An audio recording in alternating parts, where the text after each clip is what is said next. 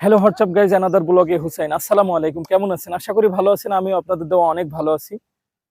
তো আজকে কিন্তু অনেকদিন পর আজকে আপনাদের মাঝে একটা নতুন ব্লগ নিয়ে উপস্থিত হচ্ছি।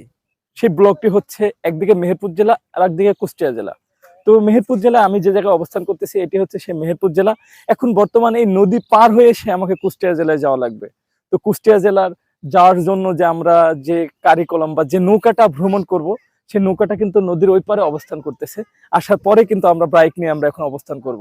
তো যাই হোক, এই অঞ্চলে এই বেদবিড়িয়া গ্রামের যে মাথাভাঙ্গা নদীটি রয়েছে, এই এলাকার কিছু মানুষের গ্রাম্য দৃশ্য এবং এই প্রকৃতিটা আপনাদের মাঝে তুলে ধরবো।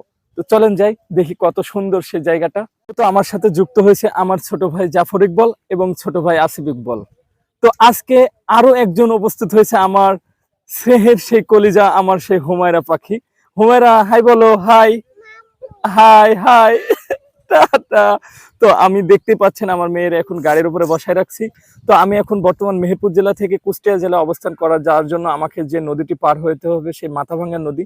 তো মাথাভাঙ্গা নদীতে পার হওয়ার জন্য যে নৌকাটা অবস্থান করতেছে নদীর ওই পারে, দেখতেই পাচ্ছেন বন্ধুরা। তো ওই নদীর নৌকাটা না আসা পর্যন্ত আমি কিন্তু আসলে যেতে পারবো না। তো পরিবেশ দেখে আসলে মনে হয় যে না, কোথায় কোন জিনিস আমি দেখতেছি।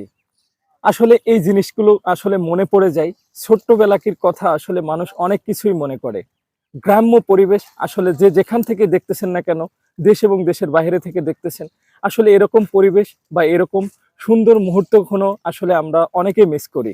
তো দেখতেই পাচ্ছেন যে এই এলাকার গ্রামের চাচারা কিন্তু আসলে কত সুন্দরভাবে তাদের জীবিকা নির্বাহের জন্য তাদের যাই হোক না কেন, আমাদের চাষিরা এই পাটজাত উপকরণ আমাদের এই অঞ্চলে কিন্তু আসলে পাট অনেক চাষ করা হয়। তো যাই হোক, আমার কাছে কিন্তু আসলে অনেক হোপফুলি জায়গাটা কিন্তু অনেক ভালো লাগছে। তো গ্রামের মানুষগুলো কিন্তু অনেক ভালো আর কি। চাচা হাই বলেন। চাচা, কেমন আছেন? তারপর যাক যাক, ধন্যবাদ। তো আসলে অনেকে সবাই কিন্তু খুশি আসলে দেখতেছেন। আসলে অনেক সুন্দর পরিবেশ কিন্তু। কাজগুলো কিন্তু আসলে অনেক ভালোই লাগে দেখতেছেন। আসলে মানুষজন কিন্তু আসলে এখানে সেই পাটের যে আমাদের আহ, কাজ করা শেষ, সেই জিনিসগুলো কিন্তু বাসায় নিয়ে যাওয়ার জন্য সে কিন্তু বড় সড়ো একটি গাড়ি কিন্তু এখানে অবস্থান করতেছে। আর মূলত এক গ্রামের মানুষ কিন্তু অন্য গ্রামে চলে আসছে সেই নৌকার মাধ্যমে। আসলে নৌকা জিনিসটা আসলে দেখে অনেক ভালো লাগে। এটি তাদের জনপদ আর কি। আছে আরো অন্য দূর দূরে ঘুরে যাওয়া লাগবে সেই জনপদ দিয়ে, কিন্তু আসলে এই রাস্তাটা অনেক কাছেও। এই জন্য আসলে আমরা এই রাস্তা দিয়ে আসলে সেই কুষ্টিয়া জেলায় যাচ্ছি।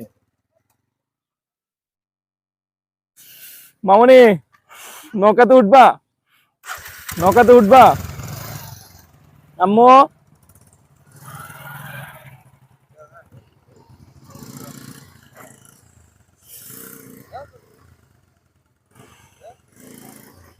যাও, আসিবে দিক ঘোরা একটু। বন্ধুরা, দেখতেই পাচ্ছেন এখন আমি কিন্তু সেই নৌকা বেয়ে সেই মেহেরপুর জেলা থেকে কুষ্টিয়া জেলায় রওনা করলাম। তো হোপফুলি আজকে এখানে একটা সুন্দর জায়গা অবস্থান বা ফিল করতেছি। ভিউটা কিন্তু অনেক সুন্দর। আমাদের এই মাথাভাঙ্গা নদীতে কিন্তু দেখতে পাচ্ছেন যে অনেক পানি, জোয়ার ভাটা নেমেছে সেই পদ্মা নদী থেকে। আসলে এই নদীটি আসলে সেই কুষ্টিয়া জেলার পার্শ্ববর্তী দিয়ে সেই মেহেরপুর জেলাকে ঘিরে রাখছে সেই সুন্দর সেই মাথাভাঙ্গা নদীটি। তো হোপফুলি এই জায়গাটি আমার কাছে কিন্তু অনেক ভালো লাগছে, বা নৌকার জার্নিটাও কিন্তু আসলে অনেক দিন পর, দীর্ঘ 9 বছর পর কিন্তু আমি নৌকা জার্নি করতেছি। আমার কাছে কিন্তু আসলে কি বলবো, আনন্দ ঘন মুহূর্ত। আমার কাছে অনেক ভালো লাগছে।